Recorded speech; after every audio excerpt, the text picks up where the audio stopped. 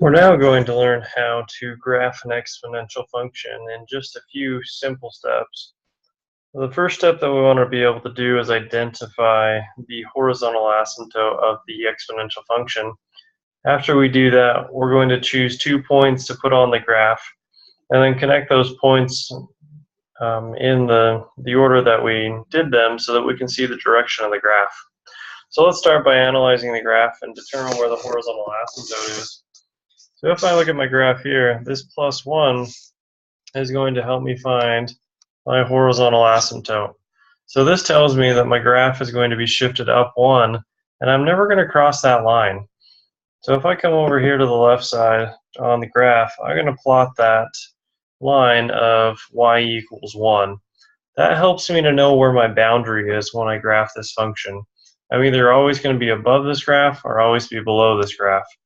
And the way I tell that is by looking at this number out front in my function, which is 4. With this being positive, I know my graph's always going to be above the horizontal asymptote. If that 4 was negative, my graph would always be below that horizontal asymptote.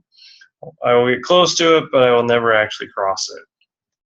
Now that we've identified where the asymptote is, we need to choose 2 x values to help us determine which way this graph's going, because exponential graphs either go up to the right or up to the left when we're above the asymptote.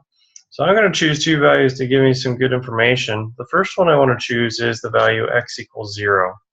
Now the reason I would choose x equals 0 is because it helps me to determine where I cross the y-axis. When I choose x equals 0, I'm going to substitute a 0 in for x in the equation. So that gives me 4 times 1/5 raised to the 0 plus 2, and then plus 1. Now the nice thing about this is once I have this written out, I can take my calculator and substitute in these values and figure out what this is equal to. So if I take 4 times 1/5 and raise that to the power of 0 plus 2, and then add the 1 after it, what I get as my solution is 1.16. So that equals 1.16. Now, we want to be careful when we raise it to the power that this 0 plus 2 gets put in parentheses as well, or else the calculator is not going to read that properly. So with that said, we plugged in a 0 for x. We got a 1.16 for our y. I'm going to come over here and plot that point so I can see where that's going to be. So point A here, just above the horizontal asymptote, is that point of 0 and 1.16. I'm going to come back over here and choose a second value for x. I'm going to choose -1. And you can really choose any value that you want. The reason I'm going to choose -1 is because I have a fraction as the base of my exponential. And when I have a fraction as the exponential base, I know that this should be exponential decay, meaning the left side is going up. So I want to see how steep it's going up to the left. So I'm going to plug in this -1, and I get 4 times 1/5 raised to, in parentheses, -1 plus 2, and then out of the parentheses, another plus 1. Again, at this point, I can go ahead and put these values into my calculator and see what I get for an output. And be careful when you're putting in the parentheses that they get put in everywhere they need to be. If you don't get the values that I'm getting on my calculator, go back and try it again until you get it.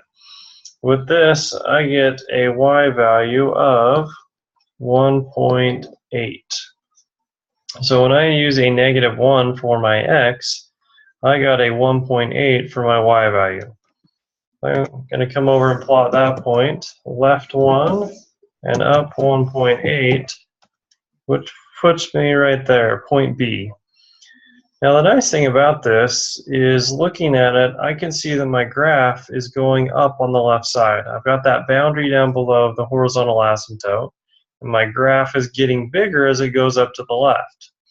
So with that said, I can go ahead and put a graph through that and see that that left side is growing very quickly, and the right side is going to flatten out next to that asymptote.